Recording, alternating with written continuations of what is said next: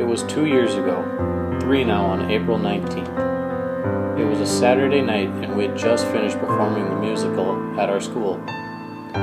All of us went back to one of the director's houses for the cast party. We had a blast.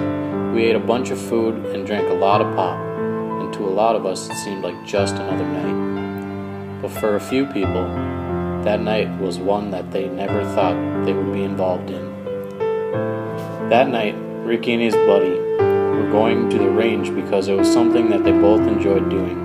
Just getting out on the open range and firing off a couple of rounds. I mean, who wouldn't enjoy that?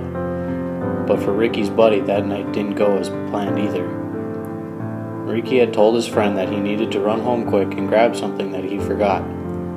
So his friend thought nothing of it, thinking he would be back in a couple minutes, seeing he just lived across town. Minutes passed, but he never returned. His friend then began to get concerned.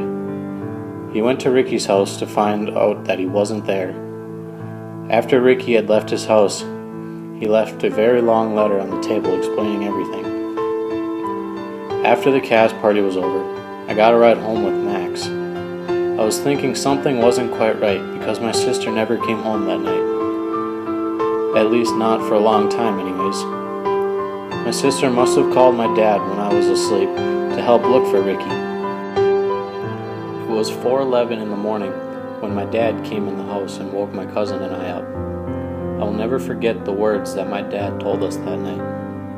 When he woke us up, he had told us something bad has happened, something very, very bad has happened. So I asked him what it was, and he said, Ricky died. He killed himself in the back seat of Hillary's car. They said there was a hole in the bottom of his mouth. After I heard that, I was in complete shock. I went outside and sat on the step for a while thinking that this couldn't be true. It couldn't be Ricky because he would never do something like this. I tried calling Emma over and over again, trying to talk to someone, but her dad had taken her phone away. That morning, I went to church and just sat there because I still couldn't believe it. The rest of the day, I sat in my room. The next day was Monday, so I had to go to school, but the school let us go to the church across the street, so I went over there and sat there the rest of the day.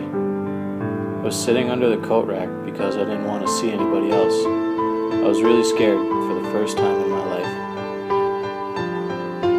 After about a half hour later, Emma came into the church and sat next to me. We didn't speak to each other, but that's because we didn't have to. Just the fact of her being there and caring was all I needed. As everybody knows, Ricky was my sister's boyfriend for over 2 years. Those 2 years, he was at my house almost every single day. To me, Ricky wasn't just my sister's boyfriend. I considered him my brother. For over a month after the suicide, nobody asked me how I was doing. Nobody tried to help me. Not even my parents asked me how I was dealing with it. And when they did, it didn't seem like when they asked, they were just joking around. I don't mean to make them seem bad, especially because they were really concerned with Hillary at the time. It just would have been nice to have been acknowledged.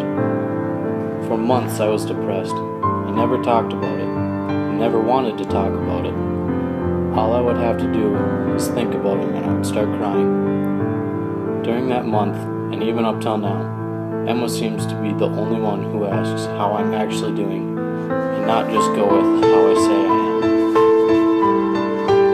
During that time, Emma acquired more knowledge about me than anybody else in the world, even more than my parents.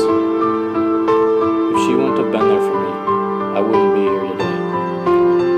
Since I've been depressed, I have done some things that I'm not real proud of, but I realize that I don't need any of the things that I've done to make me feel better. All I need are the people who care enough to get below my skin and see what I'm actually going through. So there are 2 things that changed in my life: Ricky's death and Emma being that one person who actually dug beneath the surface and cared enough to ask me how I was doing.